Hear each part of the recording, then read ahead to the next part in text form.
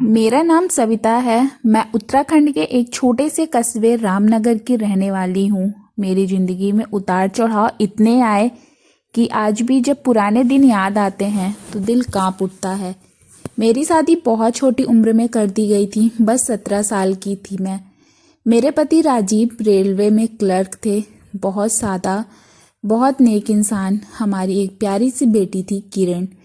जिंदगी ठीक चल रही थी, लेकिन एक रात जब राजीव ट्रेन से लौट रहे थे तो उनका एक्सीडेंट हो गया। उसी रात उन्होंने दुनिया छोड़ दी। मैं टूट चुकी थी।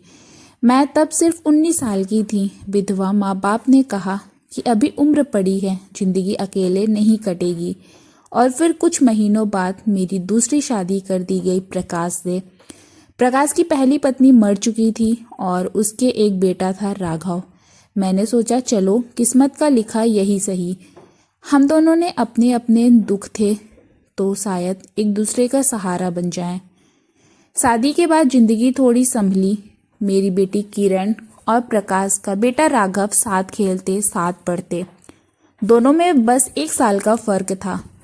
वक्त बीतता गया। राघव 15 साल का हो गया और किरण 16 की। पर एक दिन अचानक प्रकाश को दिल का दौरा पड़ा और वह दुनिया छोड़ गए। अब मैं फिर से विधवा थी। एक बार 2 बच्चों की माँ थी। एक छोटी और एक सौतेला बेटा, एक बेटी और एक सौतेला बेटा। घर छोटा था, ऊपर से दुकान भी उसी घर में थी। 3 कमरे थे, एक मेरा, एक दुकान वाला और एक बच्चों का। मजबूरी में राघव और किरण एक ही कमरे में सोते थे। सब कुछ ठीक चल रहा था जब किरण की तबीयत बिगड़ने लगी। हर सुबह जब वह उठती तो अपने बिस्तर की चादर को ऐसे उठाकर धोने लगती जैसे उसमें कोई बहुत गंदा दाग हो। मैंने कई बार पूछा, बेटी हर रोज ये चादर क्यों धोती हो? वह मुस्कुराकर कहती, माँ कुछ नहीं, बस थोड़ा गंदा हो गया था। पर उसके चेहरे की पीली रंगत और हर तीसरे दिन बेहोश हो जाना, यह सब मुझे डरा रहा था। एक दिन मैंने सोचा, कल सुबह का बेटा राघव साथ खेलते, साथ पढ़ते। दोनों में बस 1 साल का फर्क था।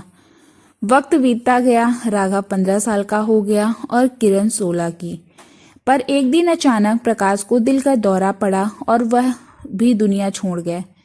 अब मैं फिर से विधवा थी। इस बार 2 बच्चों की जिम्मेदारी थी, एक बेटी और एक सौतेला बेटा।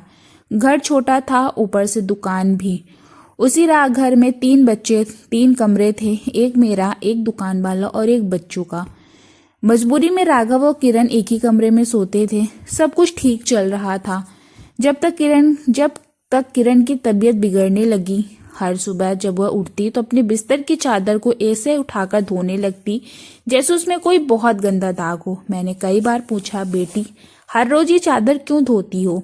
वो मुस्कुराकर कहती, माँ कुछ नहीं, बस थोड़ा गंदा हो गया था। पर उसके चेहरे की पीली रंगत और हर तीसरे दिन बेहोश हो जाना, यह सब कुछ मुझे डरा रहा था। एक दिन मैंने सोचा, कल सुबह मैं खुद देखूंगी कि आखिर ये चादर में ऐसा क्या है। सुबह जब मैं उठी तो देखा कि किरण बेहोश पड़ी है और राघव उसकी चारपाई के पास बैठा है।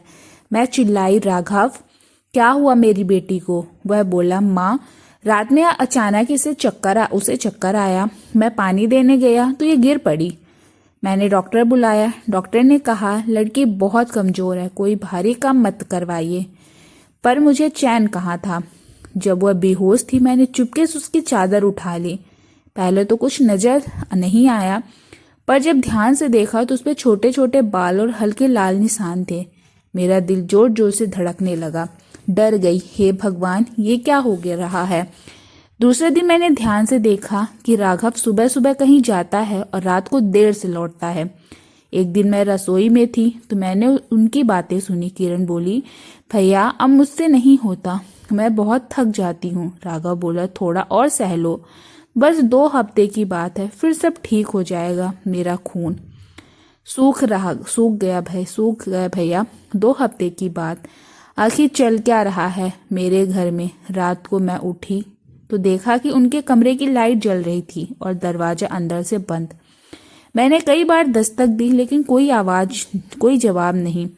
जब दरवाजा खुला तो दोनों ऐसे दिख रहे थे जैसे अभी अभी सोकर उठे हो। मैंने कहा, दरवाजा अंदर से क्यों बंद किया था? राघव बोला, माँ खिड़की खुली थी, ठंड लग रही थी, इसीलिए बंद कर लिया था। लेकिन मुझे यकीन नहीं हुआ। मैं पूरी रात सो नहीं सकी। अगले दिन मैंने देखा कि किरण के हाथों पर नीले निशान थे। पूछने पर बोली, माँ बिल्ली ने खरोच दिया। बिल्ली हमारे घर में कोई बिल्ली नहीं थी। अब मेरे मन में शंका और बढ़ने लगी। क्या मैंने गलती की कि दोनों को एक ही कमरे में सुलाया? क्या मेरी बेटी और बेटे ने कोई? मेरा सिर घूमने लगा। मैंने सोच भी नहीं सकती थी, पर शक जरूर होने लगा। मैंने तय किया कि आज रात मैं खुद देखूंगी कि ये दोनों आखिर करते क्या हैं।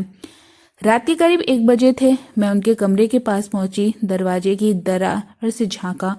अंदर दोनों कुछ उठाकर किसी चीज को बोतलों में भर रहे थे। कमरे में कुछ हिल रहा था, जैसे कोई जानवर हो। मैंने दरवाजा खटखटाया। किरण, राघव, दरवाजा खोलो। अंदर से घबराई हुई आवाज आई, अभी आती हूँ माँ। जब दरवाजा खुला तो दोनों ने सब कुछ छुपा दिया। कमरा बंद था और एक अजीब सी गंध आ रही थी। मैं बोली, ये बदबू कैसी है? किरण बोली, कुछ नहीं माँ, शायद कोई चूहा मर गया हो। पर मुझे अब कुछ समझ नहीं आ रहा था। अगली सुबह जब वो स्कूल गए, मैंने उनका कमरा खंगाला। अलमारी के पीछे मुझे एक छोटा सा पिंजरा मिला। उसमें 3 सफेद चूहे जैसे जानवर थे, लेकिन वो सामान्य नहीं लग रहे थे। उनकी आंखें लाल थी और शरीर पर चोट के निशान। मुझे रोंगटे खड़े हो गए। तभी मेरे हाथ में एक छोटा सा बॉक्स आया, जिसमें कुछ दवाइयाँ थी और ऊपर लिखा था, allergy relief, animal handle use. अब मुझे सब समझ आ गया।